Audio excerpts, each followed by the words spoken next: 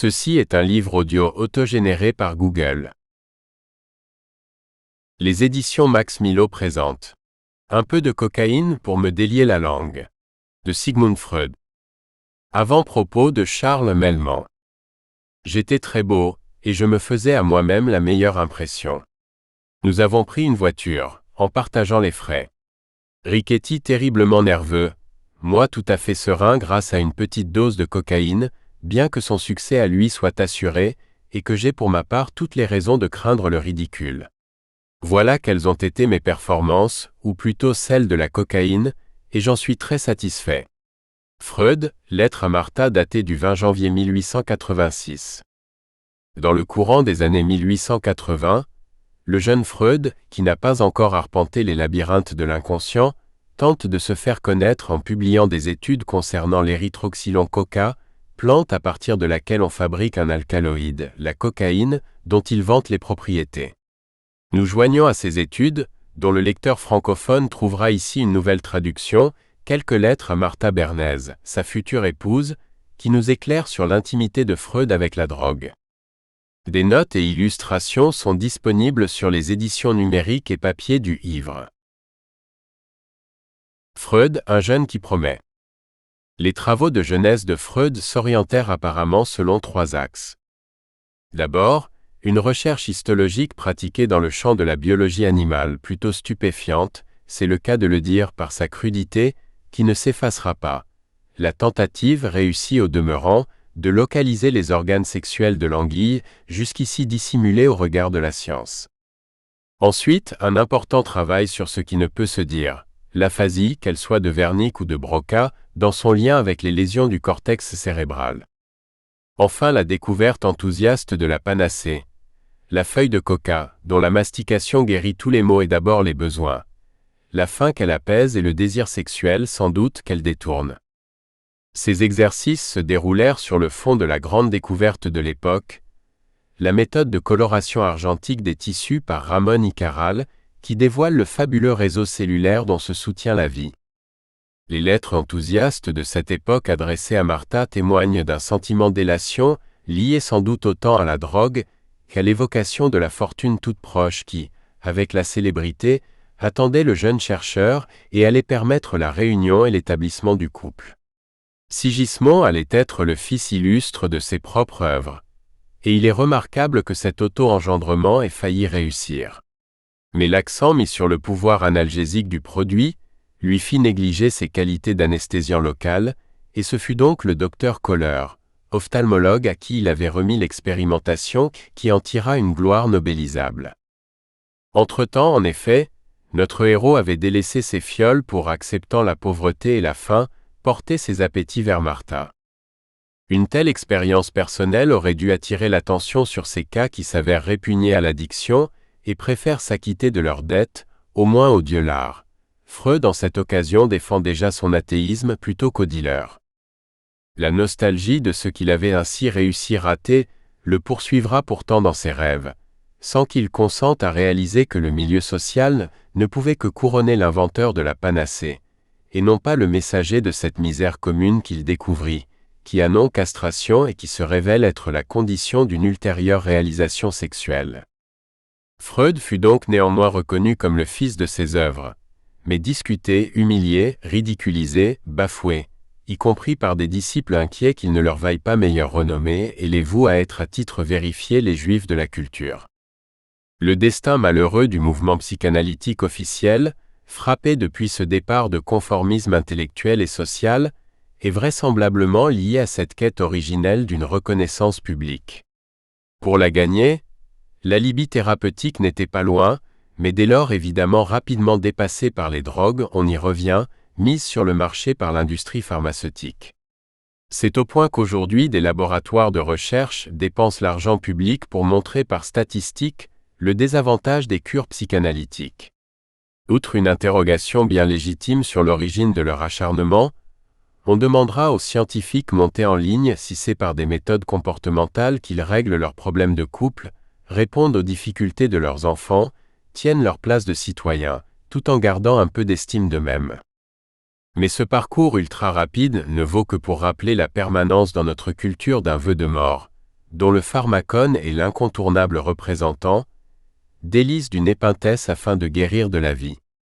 Certes, nous sommes en route sur un tel chemin, mais c'est seulement de façon accidentelle qu'il vient dans notre propos.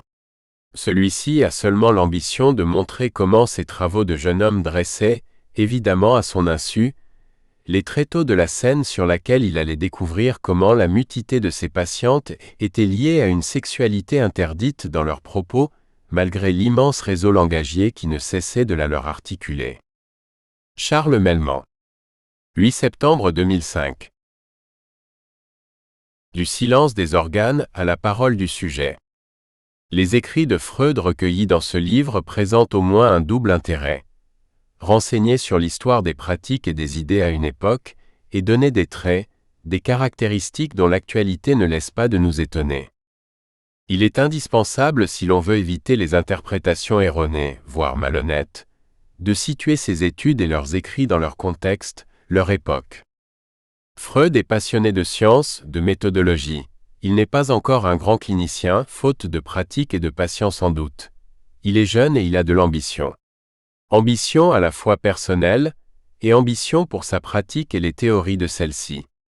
Homme de grande culture mais avant tout à cette époque médecin, il a aussi le regard affûté du chercheur.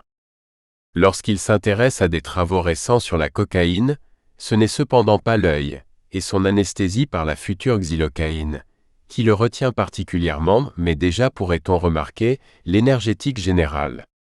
Les Indiens des Andes, mâcheurs de coca, ne travaillent-ils pas sans maudire des heures durant, avec si peu de nutriments autres que la plante magique? Les soldats sur les champs de bataille ne se lancent-ils pas aux assauts avec une énergie quasi inépuisable? Ce qu'un médecin militaire retranscrira dans ses études. Ces travaux, Freud les lit avec avidité et sérieux scientifique, mais aussi avec l'intérêt d'un homme parfois sujet aux maux de tête, à la neurasthénie, à la timidité, à la fatigue, enfin à divers maux qui viennent gêner et accompagner un travail intense. D'où vient cette « en plus » délivrée par la coca? Quels sont les mécanismes d'action et les bénéfices réels de cet aliment d'épargne? Épargne d'énergie? En quel lieu intervient la cocaïne pour produire ses effets? Ainsi, mêlé à la recherche, un autre versant pragmatique de l'intérêt de Freud est l'usage thérapeutique. C'est cependant dans ces écarts, entre recherche passionnante et application clinique, que l'inadéquation provoquera l'abandon de la cocaïne. Cet aspect est à retenir encore aujourd'hui.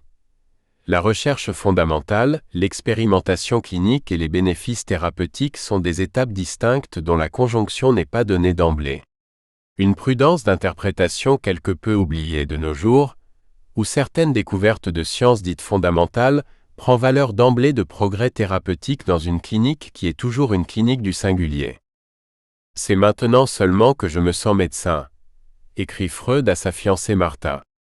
L'appui magique sur le médicament scientifique ne se démentira pas, de l'enthousiasme à des prescriptions abusives. Question toujours actuelle. Ces grands espoirs sont partagés à l'époque de Freud, y compris par un dénommé Merck, un des fondateurs d'un grand laboratoire pharmaceutique. La substitution d'un produit comme moyen de guérison d'une dépendance aux toxiques est fortement espérée. Parfois, souvent même avec ses aspects dramatiques. La cocaïne, pour guérir les alcooliques et les morphinomanes, est un redoutable échec. Mais les analyses cliniques de Freud, sa propre expérimentation sur lui-même, décrite plus ouvertement que ne le seront ses rêves, eux plus intimes, plus révélateurs mais tout autant analysés sous anonymat, ces analyses nous intéressent de par leur pertinence. Il rapporte par exemple ce fait. Avec la cocaïne, on se sent normal. Quelle est cette normalité? Celle d'un corps débarrassé des sensations pénibles, d'un esprit au travail que son acuité exacerbée rend particulièrement productif, sans effort ressenti. Poussant plus loin que la célèbre phrase du chirurgien Le Riche, la santé c'est le silence dans les organes. La prise de cocaïne entraîne de plus une rentabilité à moindre coût. Ce dernier pourtant se paie lui aussi en silence. L'expérimentation sur soi est assez banale à l'époque pour un médecin. Freud, à côté des bénéfices personnels qu'il peut transitoirement en retirer, évoque le fait que la variabilité constatée des effets selon les individus en est ainsi réduite. Lorsqu'il constate que cette variabilité existe chez le même individu, selon les circonstances et peut-être selon les dispositions biologiques elles-mêmes, c'est pour lui une grande déception, celle d'une possible analyse scientifique de la cocaïne. La subjectivité résiste là à l'universel de la science. Mais Freud est aussi et déjà chez Charcot, où la cocaïne lui délie la langue. Ce maître en neurologie, homme du monde, étudie les tableaux que lui présentent les hystériques ainsi mis en scène.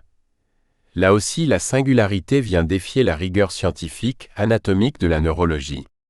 Et c'est dans la langue, dans la parole et le langage que les travaux vont se poursuivre. Jean-Louis Chassin, psychanalyste, membre praticien de l'Association lacanienne internationale. Ancien psychiatre des hôpitaux, CHU Clermont-Ferrand. Lettre de Freud à Martha.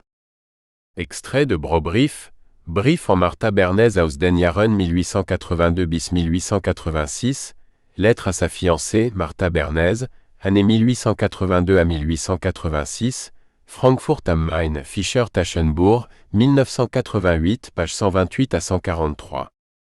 Lundi 18 janvier 1886, 11h du soir. Ma douce petite princesse.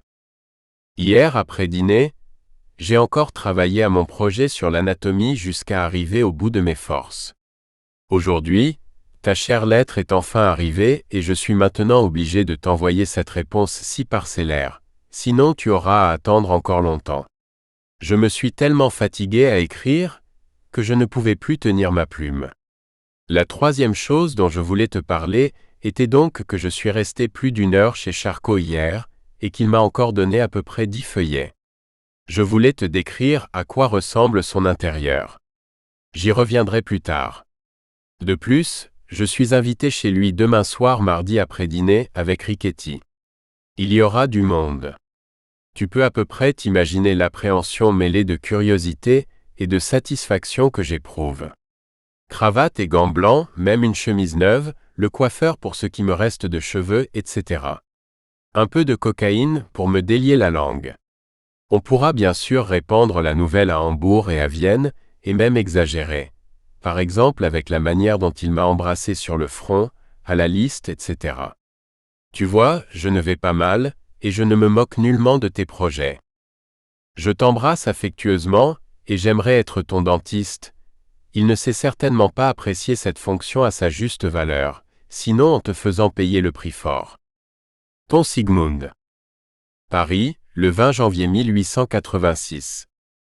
Ma chère petite femme.